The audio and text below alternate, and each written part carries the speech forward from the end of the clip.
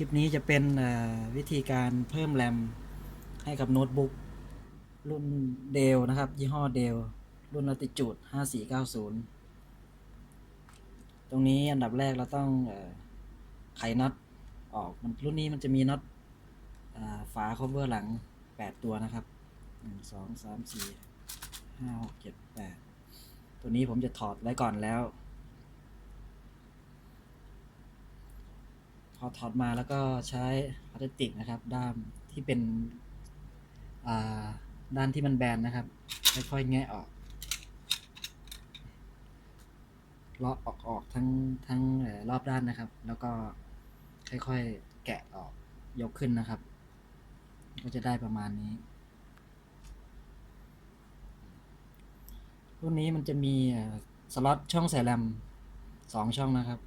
เป็นใช้แรม SO DIMM แรม4กิกบัส2004ที่ติดมากับเครื่องจากโรงงานจะมีอยู่แล้ว1ช่องนะครับ1สล็อต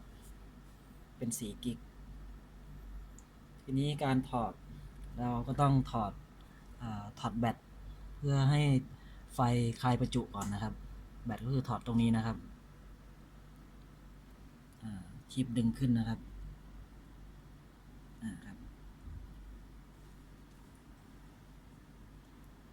ดึงแบตออกแต่ว่าไม่ต้องแกะนะครับเพราะว่าเราไม่ได้เปลี่ยนแบตแค่ถอดให้มันออกนี่เราจะคั่นไว้ไม่ให้มันเข้าเต้าเดิมอันนี้ก็จะเพิ่มแรมอีกแถวหนึ่งตรงนี้แรมเป็นของ Timesense นะครับเป็นพาร์ทเดียวกันกับของเดิมที่มากับเครื่อง4กิกวัตต์2004นะครับเป็น SODIMM ตรงนี้มันจะมีชิปทั้งหมดด้านละ4แถวครับก็เป็น8ชิป8ตัวก็ เพิ่มแรมนะครับก็เสียบเข้าช่องที่มันเป็นด้านที่รอยบากจะอยู่ด้านหนึ่งต้องวัดดูก่อนนะครับมันยังไงมันก็ต้องเข้าตามตำแหน่งอยู่แล้วกดแรมลงเข้าไปนะครับประมาณสัก45 องศานะครับให้ชิปที่เป็นทองแดงนะครับเข้าไปก่อนแล้วก็ค่อยๆกดลงครับ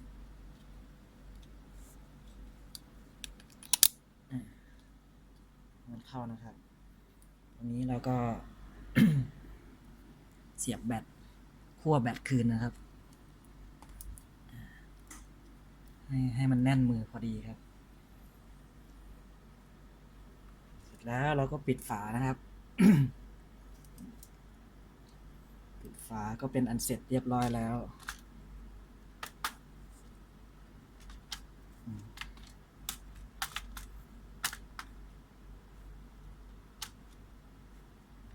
ต่อไปเราก็มาดู